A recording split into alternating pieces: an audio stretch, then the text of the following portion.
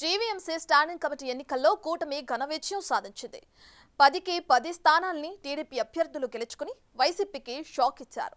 ఇక అదే ఊపులో విశాఖ స్థానిక సంస్థల కోట ఎమ్మెల్సీ ఎన్నికల్లో ఆ పార్టీకి చెక్ పెడుతుందని అందరూ భావించారు. దాంతో అలర్ట్ అయిన జగన్ ఎమ్మెల్సీ స్థానాన్ని ఎలాగైనా దక్కించుకోవాలని క్యాంపు రాజకీయాలకు తెరలేపే పనిలో పడ్డారు. విశాఖ జిల్లా స్థానిక సంస్థల నేతలను తాడేపల్లి పిలిపించుకుని మీటింగులు పెట్టారు. వారిని బెంగళూరు క్యాంపుకు కూడా తరలించారు. తీరా సీన్ కట్ చేస్తే టీడీపీకి హూందాగా ఎన్నికల బరి నుంచి తప్పుకుంది. దాంతో జగన్ ముఖంలో రిలాక్సేషన్ స్పష్టంగా కనిపిస్తుందంటున్నారు.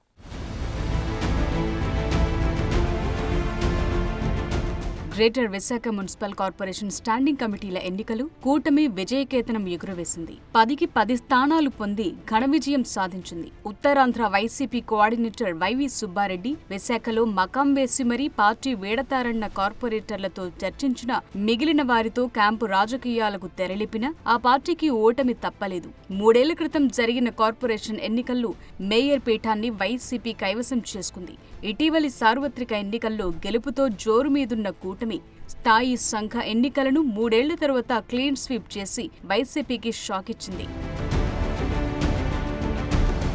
స్థాయి సంఘ ఎన్నికల్లో 10 స్థానాలకు వైసీపీ, టీడీపీ అభ్యర్థులు పోటీ పడ్డారు. మొత్తం 96 మంది కార్పొరేటర్లు ఓటు హక్కు వినియోగించుకున్నారు. ఒక్కొక్కరికి 10 ఓట్లు వేసే అవకాశం ఉండడంతో మొత్తం 960 ఓట్లు పోలయ్యాయి. కూటమి తరపున పోటీలో నిలిచిన 10 మంది టీడీపీ అభ్యర్థులు విజయం సాధించారు. అన్ని స్థానాలు కూటమి వశమయ్యాయి. అసెంబ్లీ ఎన్నికల ఫలితాల తరువాత వైసీపీ కార్పొరేటర్లు 12 మంది టీడీపీ, జనసేనలో చేరిపోయారు. దాంతో ఈ ఎన్నికల నాటికి వైసీపీకి కౌన్సిల్లో 47 మంది కార్పొరేటర్లు మిగిలారు.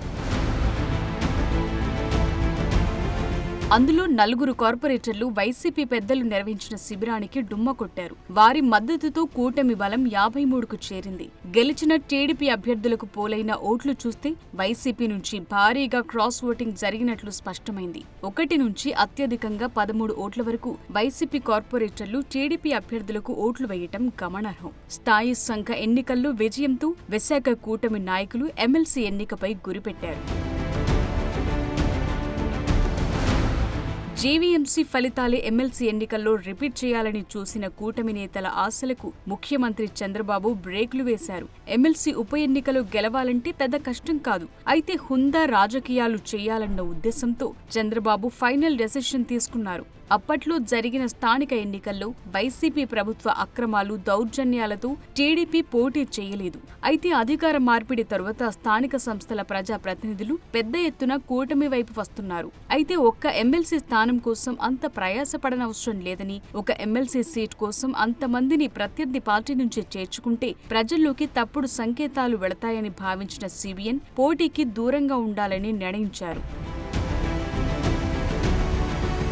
టీడీపీ నిర్ణయం ప్రకటించడానికి ముందే ఎమ్మెల్సీ ఎన్నికలపై మాజీ సీఎం జగన్ అప్రమత్తమయ్యారు. జిల్లాకు చెందిన స్థానిక సంస్థల ప్రజా ప్రతినిధులతో తాడేపల్లి ప్యాలెస్లో వరుస సమావేశాలు నిర్వహించారు. ఈ ఎన్నికల్లో ఓటర్లుగా ఉన్న జీవీఎంసీ కార్పొరేటర్లు, నర్సీపట్నం, యలమంచిలి మున్సిపల్ కౌన్సిలర్లు, జెడ్పీటీసీ, ఎంపీటీసీ సభ్యులు, అరకు, పాడేరు అసెంబ్లీ నియోజకవర్గాల వైసీపీ ప్రజా ప్రతినిధులతో జగన్ భేటీ అయ్యారు. ఉమ్మడి విశాఖ జిల్లాలో వైసీపీకి తిరుగులేని మెజార్టీ ఉందని, టీడీపీకి తగిన సంఖ్యాబలం లేదని, అయినా టీడీపీ అనైతికంగా పోటీకి దిగుతోందని, విలువలు, విశ్వసనీయతల గురించి తెగ మాట్లాడేశారు.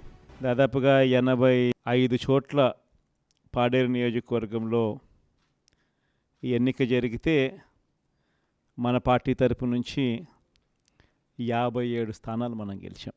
ఈరోజు మామూలుగా అయితే ఈ ఓవరాల్ ఎమ్మెల్సీ స్థానాలు కూడా ఏదైతే జరుగుతూ ఉందో, పోటీ జరుగుతూ ఉందో, ఇందులో మామూలుగా అయితే ఎవరు తెలుగుదేశం పార్టీ పోటీ పెట్టకూడదు. నైతిక విలువలు ఉన్న ఏ పార్టీ అయినా పోటీ పెట్టకూడదు. ఎందుకంటే 600 చిల్లర స్థానాలు మనం గెలిచినాం. వాళ్ళు గెలిచింది కేవలం 200 చిల్లర స్థానాలు వాళ్ళు గెలిచినారు.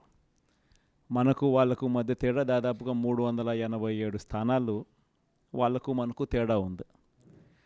గెలిచిన వాళ్ళంతా కూడా మన పార్టీ గుర్తు మీద, మన పార్టీ జెండా మీద గెలిచిన వాళ్ళు. వాళ్ళ సైడ్ అయినా అంతే, మన సైడ్ అయినా అంతే. మరి అటువంటప్పుడు మెజారిటీ లేనప్పుడు ఎవరైనా కూడా పోటీనే పెట్టకూడదు. మామూలుగా మీ జగనే ముఖ్యమంత్రి స్థానంలో ఉండి ఇటువంటి పరిస్థితి కనుక ఉంటే, వాళ్ళకే కనుక మెజారిటీ కనుక ఉంటే అసలు మనం పోటీ పెట్టుండే వాళ్ళమే కాదు. టీడీపీ నిర్ణయం వెలువరించడానికి ముందు కూడా జగన్ స్థానిక నేతలతో మీటింగులు పెట్టడానికి షెడ్యూల్ ఫిక్స్ చేసుకున్నారు. అయితే టీడీపీ పోటీకి దూరంగా ఉండాలని నిర్ణయించుకోవటంతో జగన్ ఒకంత రిలాక్స్ అయినట్లు కనిపించారు. విలువలు, విశ్వసనీయత అంటూ బేలగా మాట్లాడిన జగన్ వాయిస్ లో స్పష్టంగా తేడా కనిపించింది. వచ్చే ఎన్నికల్లో తమది విజయం, ఎందుకంటే తాము ఎవ్వరిని మోసం చేయలేదు, అబద్ధాలు చెప్పలేదని మళ్లీ కాన్ఫిడెన్స్ ప్రదర్శిస్తున్నారు.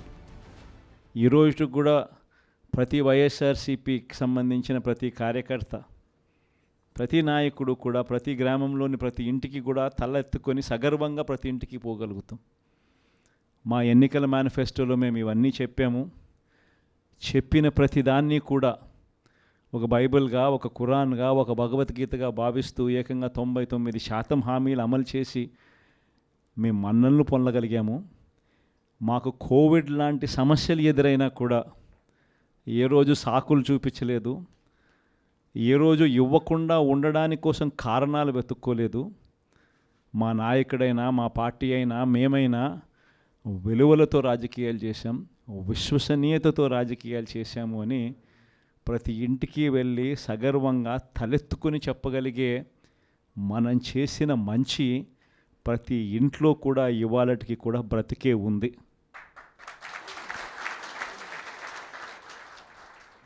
ఈ మంచి ఎక్కడికి పోలేదు. కానీ వాళ్ళు చేసిన మోసం, ప్రతి ఇంటికి వెళ్ళి ఓట్లు అడిగేటప్పుడు అక్కడ చిన్నపిల్లలు కనపడితే నీకు 15,000, నీకు 15,000, నీకు 15,000, నీకు 15,000, సంతోషమా? ఆ ఇంట్లో నుంచి ఆ పిల్లల తల్లి బయటకు వస్తే నీకు 18,000, సంతోషమా?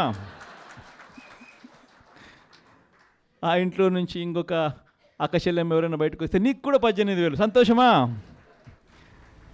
తాడేపల్లిలోని పార్టీ కేంద్ర కార్యాలయంలో జడ్పీటీసీ, ఎంపీటీసీలతో మీటింగ్ పెట్టిన ఆయన ఎంతో చిద్విలాసంగా మాట్లాడారు. చాలా రోజుల తర్వాత ఆయన ముఖంపై చిరునవ్వు కనిపించింది. ఇక ఎప్పటిలాగే శాంతి భద్రతలు క్షీణించిపోతున్నాయని వల్లెవేశారు. రాష్ట్రంలో రెడ్ బుక్ రాజ్యాంగం అమలవుతోందని, ఈ 5 ఏళ్లు వేధింపులకు గురి చేస్తారు. ఇవన్నీ ధీటుగా ఎదుర్కోవాలని పార్టీ శ్రేణులకు పిలుపునిచ్చారు. టీడీపీ బరిలో లేకపోయినా ఎమ్మెల్సీ ఎన్నికల బరిలో ఒక స్వతంత్ర అభ్యర్థి ఉన్నారు. ఆయన్ను పోటీ నుంచి విరమింపచేయటానికి వైసీపీ నేతలు ప్రయత్నిస్తున్నారు. అది వర్కౌట్ అవుతుందో లేదో అని జగన్ తిరిగి బెంగళూరు నుంచి వచ్చి విశాఖ నేతలతో మీటింగులు పెడుతున్నారన్న అభిప్రాయం వ్యక్తమవుతోంది.